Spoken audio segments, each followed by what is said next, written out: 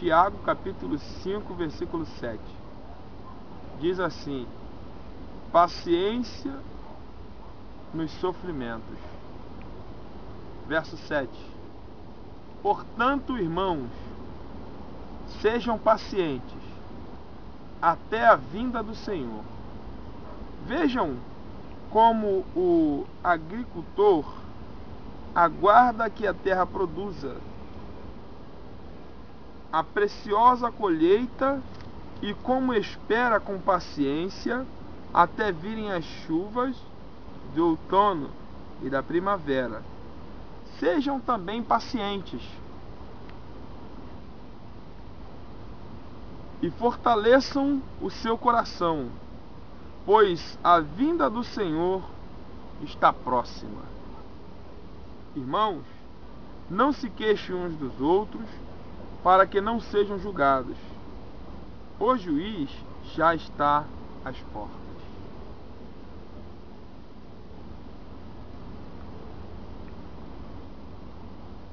Aleluia. Eu queria falar rapidamente sobre essa passagem, essa parte, que quando o Senhor Deus dá essa revelação, aqui na carta que foi escrita a Tiago, no capítulo 5,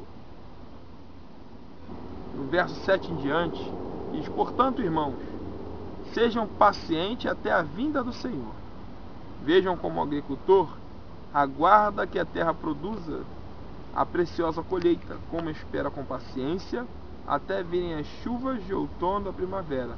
Sejam também pacientes, fortaleçam seu coração, pois a vinda do Senhor está próxima. Quando se fala de agricultor, né, quando a gente está falando aqui de agricultor, ele está falando de um trabalho. E todo trabalho, ele faz com que nós nos cansemos. Muitas das vezes o camarada que trabalha na obra, na construção civil, pastor, às vezes ele pensa assim: eu trabalho muito, meu trabalho é muito cansativo, né? E aí ele sobe no elevador e vê um ascensorista subindo, sentado ali, só mexendo na cabine ali, e ele está falando: não, mas isso aí é mole, para mim isso é mole, para mim isso é fácil de fazer, porque trabalhar sentado, isso é mole. Meu trabalho é virando massa, concreto, né, carregando peso.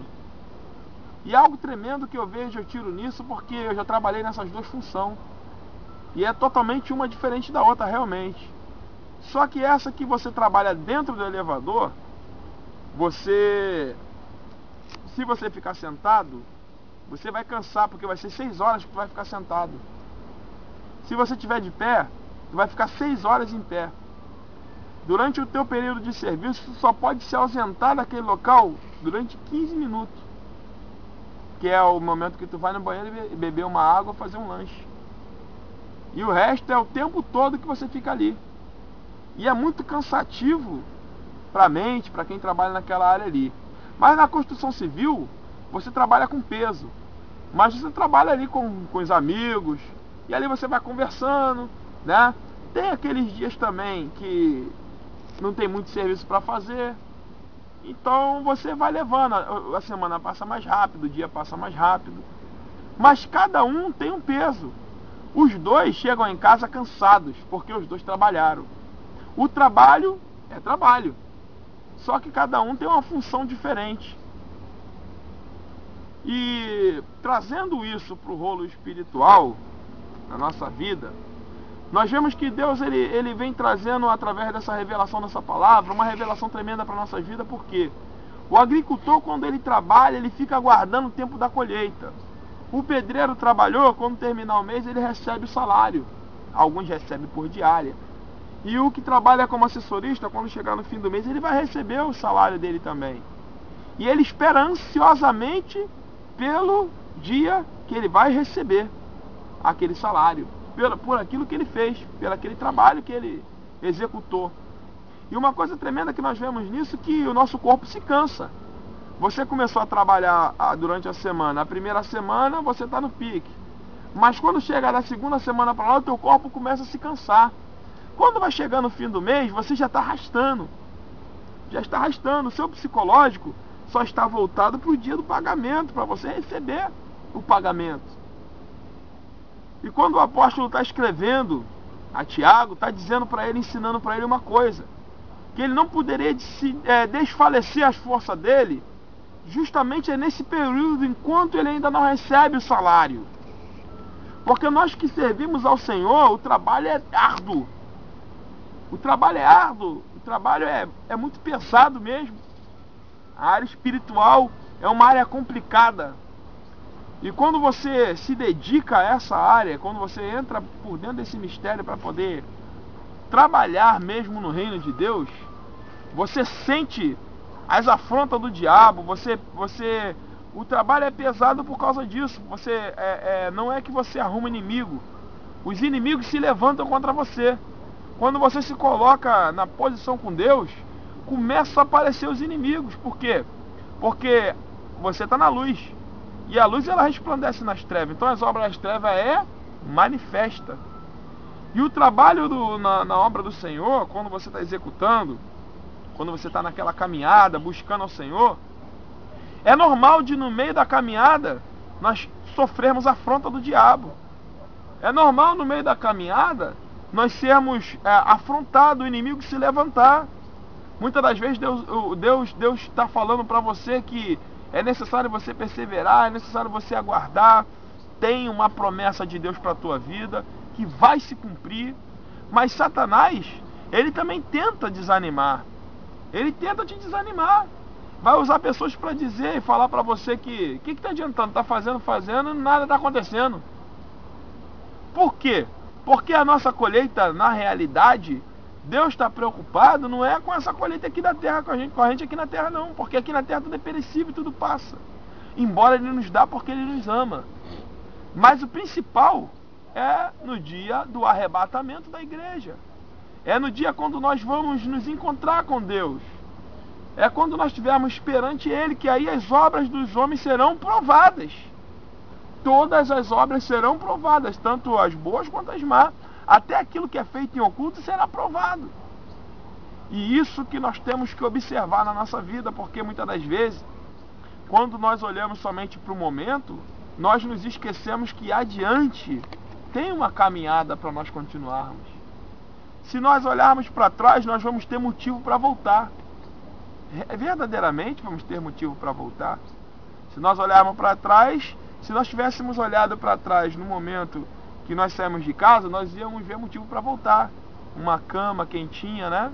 Viemos para aqui de madrugada, estamos aqui buscando ao Senhor, né? Mas a razão fala mais alto do que o sentimento, do que a emoção, a vontade de ficar em casa. A razão é que nós temos que buscar o Senhor, que nós temos que nos consagrar, nos separarmos para Deus, para o serviço de Deus. Não para... Porque muitas das vezes as pessoas confundem, tem pessoas que confundem, né? Ela pensa que ela indo para o monte, ela vai ficar mais santo que o outro, né? E o propósito de Deus não é esse, e o nosso propósito também não é esse. Nosso propósito é buscar uma separação para a nossa vida espiritual, para o nosso crescimento espiritual, né? E isso... estamos procurando fazer um sacrifício vivo em louvor ao Senhor. Então é um serviço árduo, é um trabalho árduo quando você trabalha na obra do Senhor, porque você luta contra os demônios, e os demônios são espíritos e eles influenciam pessoas para poder tentar te oprimir. Influencia pessoas, muitas das vezes pessoas até que você não tem nada contra elas, você às vezes não entende por que essa pessoa está se levantando contra a minha vida. Às vezes nós paramos para analisar e pensar, não estou entendendo por que, né? Às vezes a mulher vira a cabeça dentro de casa, né? O marido, né? Muda, as coisas começam a acontecer. O filho começa a ficar rebelde, a filha começa a ficar rebelde, e você não está entendendo o que está acontecendo. E muitas das vezes Satanás está tentando manipular as pessoas que estão à tua volta para te oprimir, para você desistir daquilo que é principal, que é a salvação da tua alma, da minha alma, da nossa alma. Deus, ele tem nos chamado à responsabilidade. O Eterno tem falado direto conosco concernente a isso, porque nós precisamos entender uma coisa, que nesse mundo nós vamos passar sim por adversidade. O crente que pensa que ele aceitou a Jesus, não vai ter adversidade, ele está enganando a si próprio. ele está enganando a si próprio, ele está vivendo uma vida de ilusão. Porque na realidade, o que Jesus nos ensinou, pela sua palavra, é que no mundo nós teremos aflições. Bom, tem muitos tipos de teologias, muitas teologias. Tem a teologia da prosperidade, tem a teologia da cura, tem vários tipos de teologia. Hoje em dia existe variados. Na área da teologia é dividida e tem vários tipos que a pessoa pode se aprofundar naquilo ali. Mas o ensinamento de Cristo base para a igreja é essa: no mundo tereis aflições. Mas quando nós paramos para pensar, para refletir, peraí, então o que está acontecendo com a igreja hoje? O que está acontecendo com a igreja hoje? Bom, nós não podemos perder o foco, perder a visão. Nós não podemos perder o foco, perder a visão. Aperta e solta.